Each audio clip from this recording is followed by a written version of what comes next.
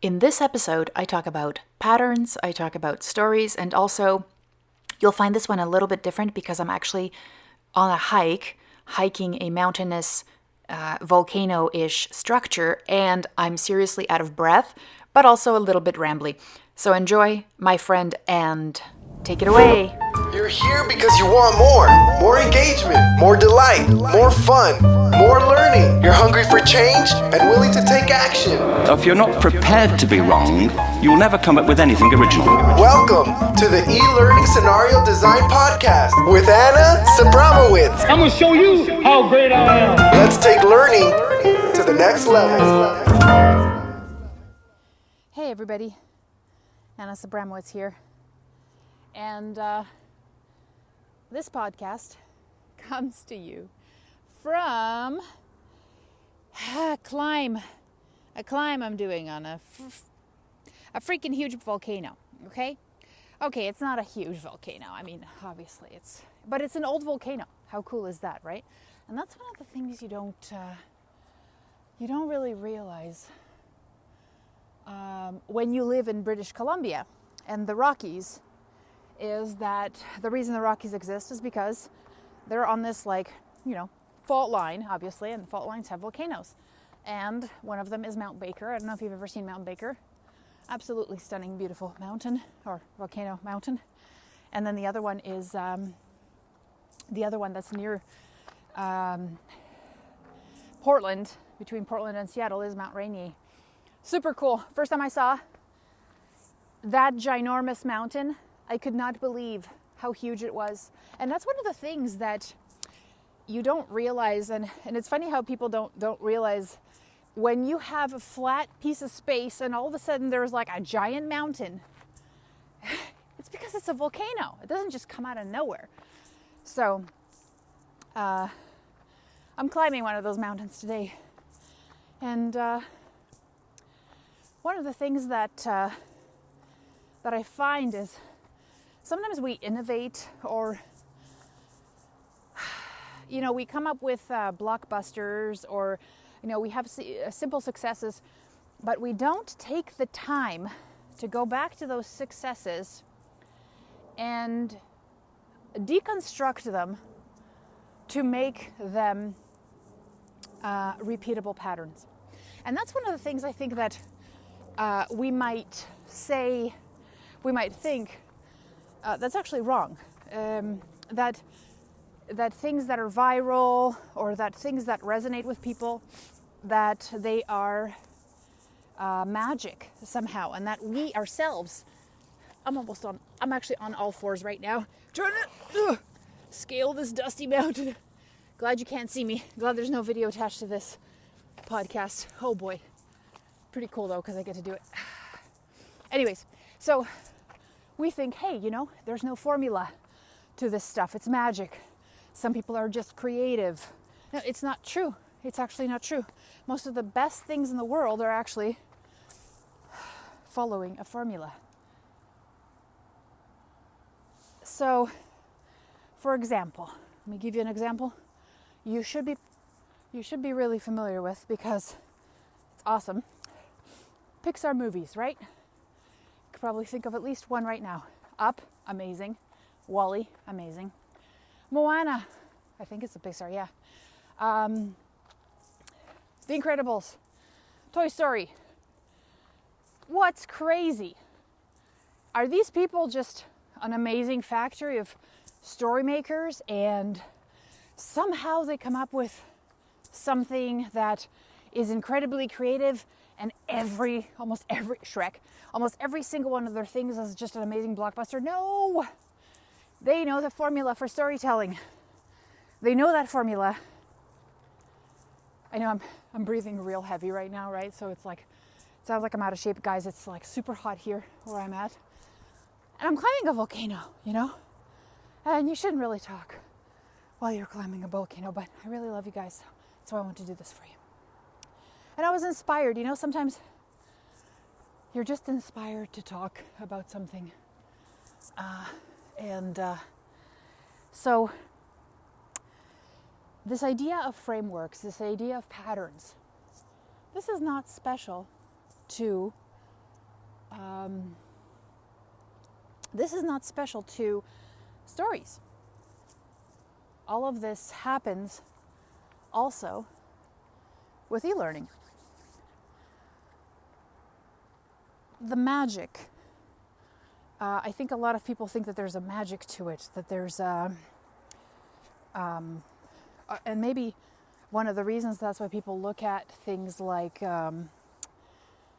let's say, if you look at a comic book style e-learning, let's say like Broken Coworker. And if you haven't seen Broken Coworker, check it out. It's called brokencoworker.com. But when you see that, a lot of people fixate on the visual. A lot of people fixate on the software that was used because they think it's got to be, that's the magic pill. And I got to tell you, it ain't. The magic in things that are good comes from the framework and pattern you use to create something, especially a scenario. There's patterns there. There's patterns that can be deconstructed. One of the things I think that happens is, one, we think it's too simple, therefore it cannot work for us, so we completely ignore it and we never get good at it because we think it's too simple. Or one of the things is that we present it as too simple, but I mean, have you ever heard a really, really good storyteller? You probably have. And what is magical about somebody who is an expert storyteller is that they tell you stories effortlessly.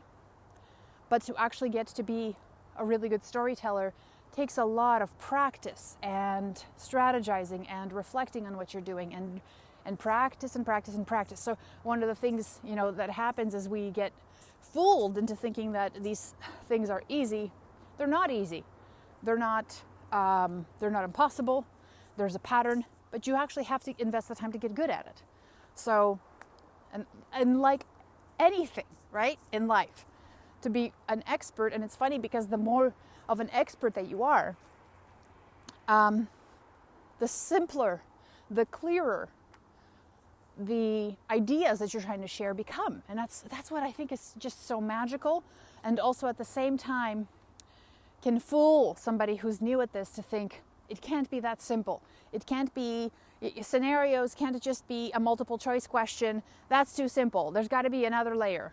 And there definitely are other things, but it really can be just that simple.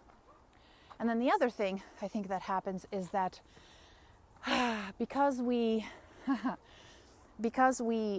attribute a lot of the successes to either luck or technology, we don't realize that the true power in almost every single interaction is really if it connects to the person that's actually experiencing our learning experience, right?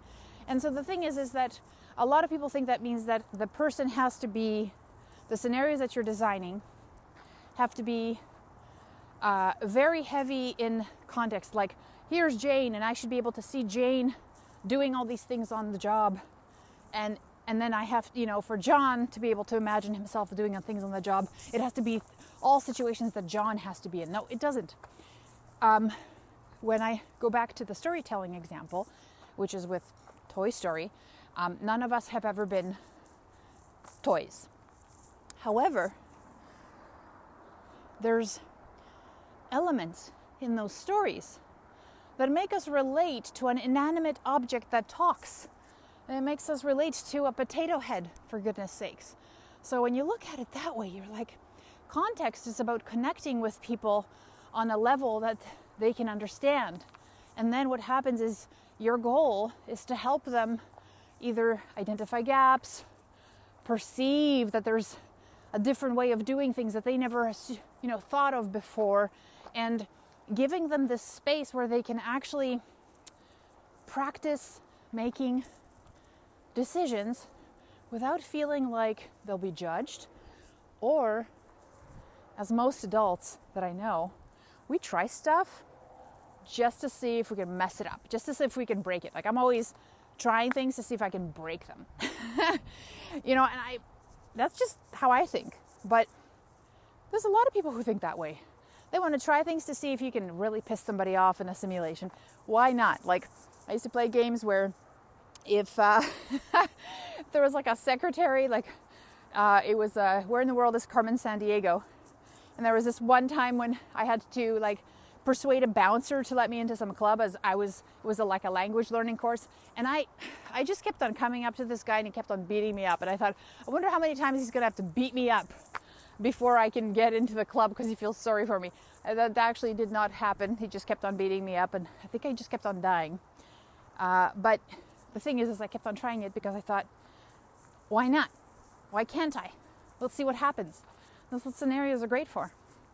So the final kind of moral of this story is, what is it?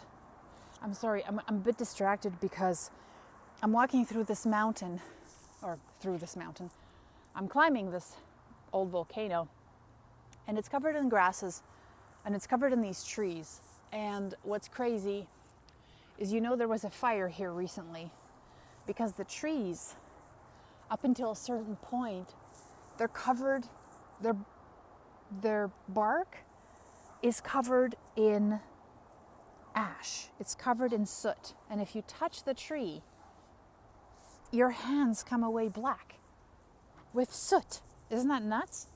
And it's kind of cool to me because it seems to me like the bark, the way that the reason these trees are still here and there's a big raging fire that went through, is because the bark is kind of layered in a funky way and almost protects the tree from being completely devoured. Trees are amazing. Nature's amazing.